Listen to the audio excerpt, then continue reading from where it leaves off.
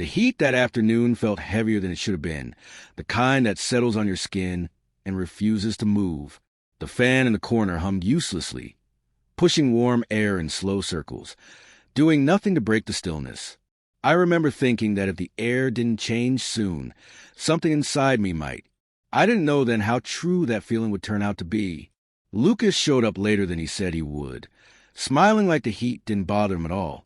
He always had that way about him, comfortable in his own skin, like the world bent itself slightly to make space for him.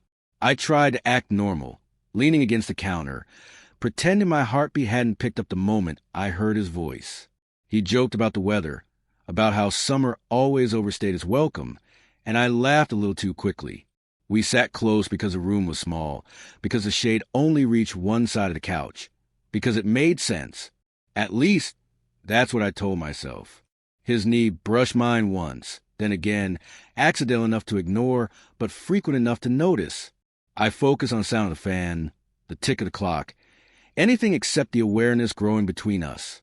At some point, he sighed and leaned back, stretching his arms. "It's way too hot," he said casually, like it was just another observation.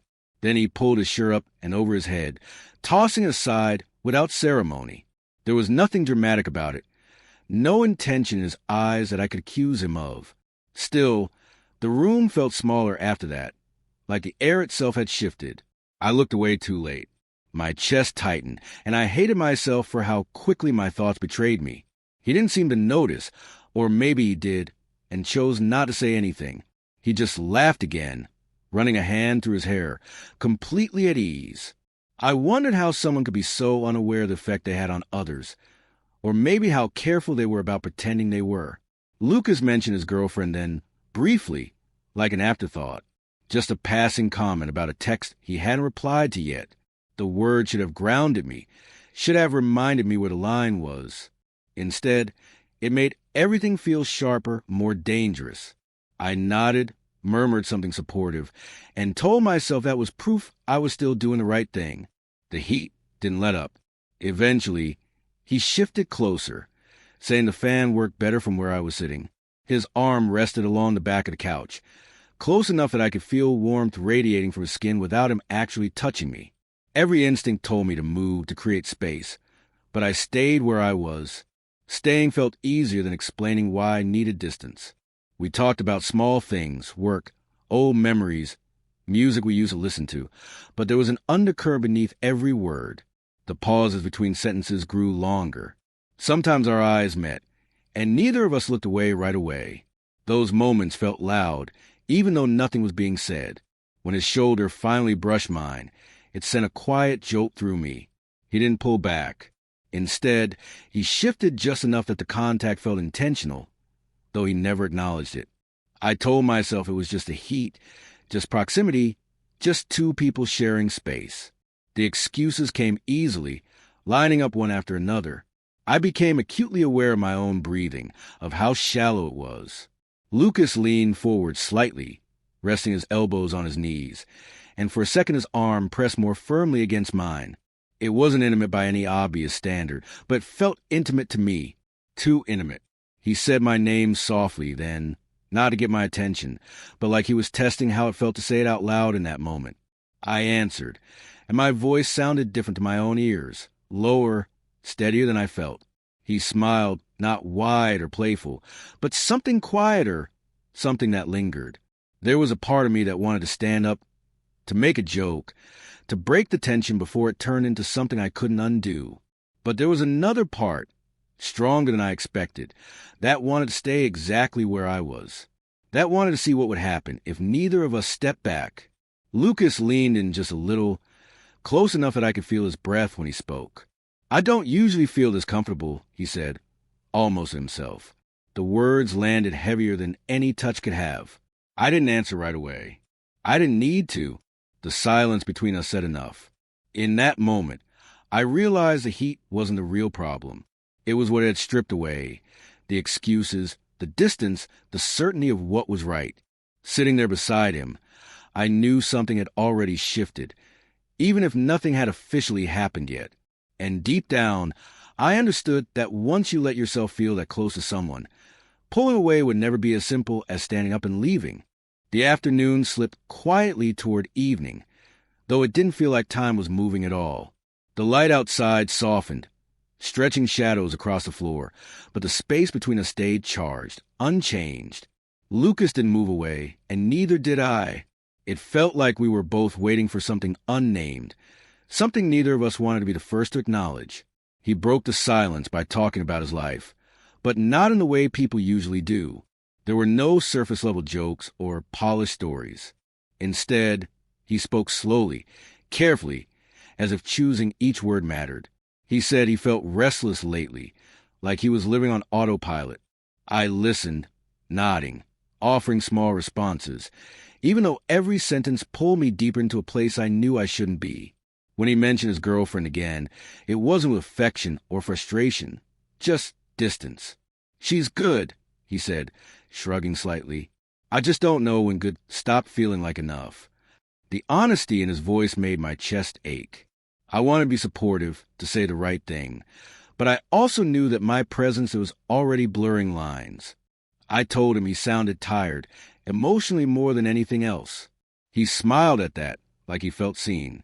That smile lingered longer than it should have, and for a moment, I wondered if I was imagining the way his eyes searched my face.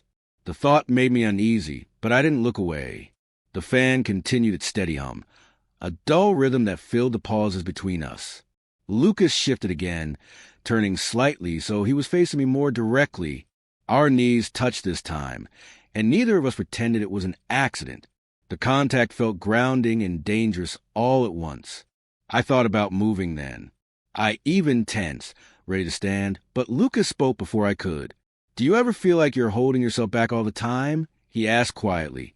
The question caught me off guard, not because it was unexpected, but because it felt personal in a way that went beyond casual conversation. I answered honestly.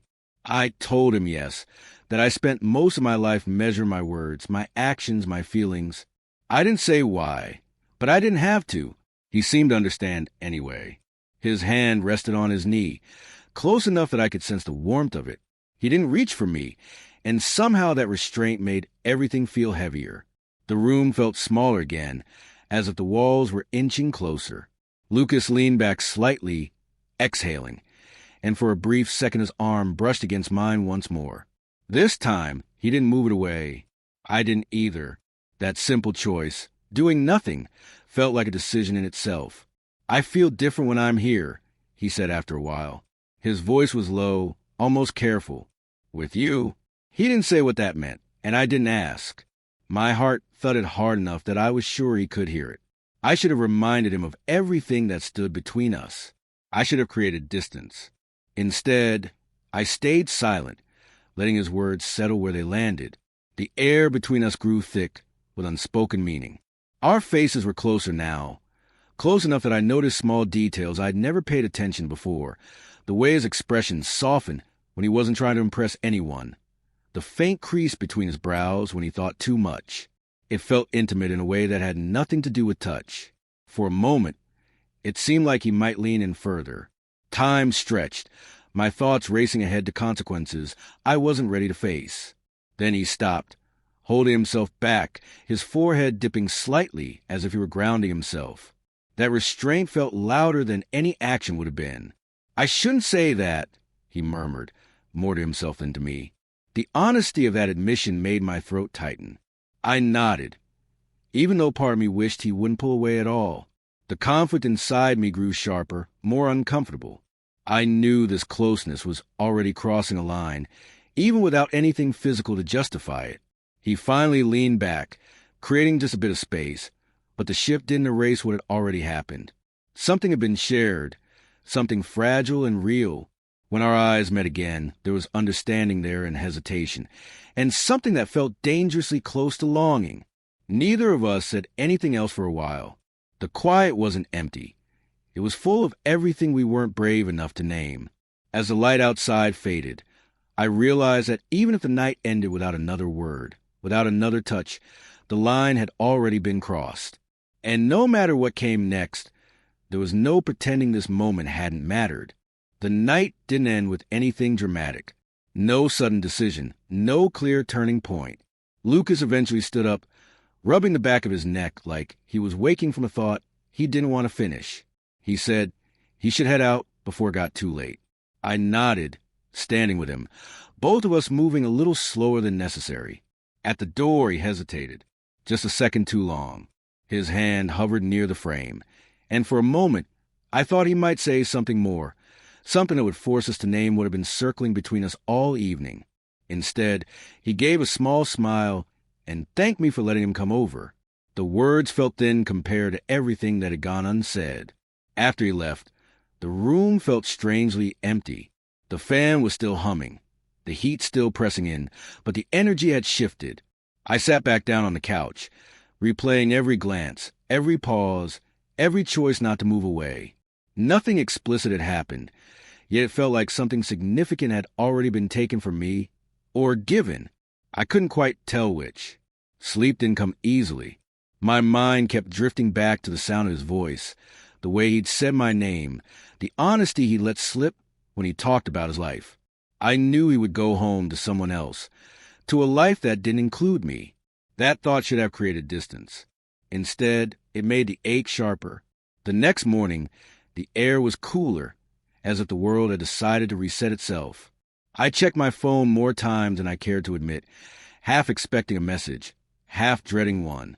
When it finally came, it was simple. He said he'd made it home and hoped I was doing okay. I stared at the screen for a long time before replying. I told him I was fine. It wasn't a lie exactly, but it wasn't the whole truth either. Over the next few days, we exchanged brief messages. Nothing flirtatious. Nothing inappropriate on the surface. And yet, each conversation carried the weight of what we both knew. There was an understanding there, a quiet agreement to keep things contained, controlled. Still, I could feel how easily it could tip into something more if either of us allowed it. Eventually, the messages slowed. Lucas said he needed to focus on fixing things, on being present where he was supposed to be. I told him I understood. This time, I meant it. There was sadness in that exchange, but also relief, the kind that comes when you step back from the edge before falling. With distance came clarity. I realized that what had drawn me to him wasn't just attraction. It was being seen, being chosen emotionally, even for a moment. That kind of closeness can be intoxicating, especially when it arrives unexpectedly. But I also understood that borrowing someone else's certainty, even briefly, comes at a cost. I didn't resent him for leaving. If anything, I respected the fact that he did. He hadn't pretended nothing was happening, and he hadn't tried to pull me further into a situation that would have hurt all of us in the end. The honesty we shared, however brief, mattered, but so did the boundary he eventually chose to honor. Time softened the intensity of that afternoon. The memory didn't disappear, but it changed. It became less about longing and more about understanding myself, about recognizing how easily loneliness can disguise itself as connection, how quickly comfort can turn into temptation. Sometimes love doesn't arrive cleanly or at the right moment. Sometimes it shows up wrapped in heat and silence, asking questions instead of offering answers. What matters is what you do once you recognize it for what it is. I still think about Lucas now and then, not with regret, but with a quiet acceptance. We didn't need a grand ending or a dramatic fallout to mark what happened between us. It was enough to acknowledge that it was real, even if it couldn't last. That day taught me something important. That intimacy isn't defined by how far you go, but by how deeply you feel. And that choosing not to cross a line can be just as meaningful as crossing one. In the end, what stayed with me wasn't the heat or the closeness or even the temptation. It was the understanding that sometimes the strongest moments are the ones you walk away from, carrying the lesson instead of the loss.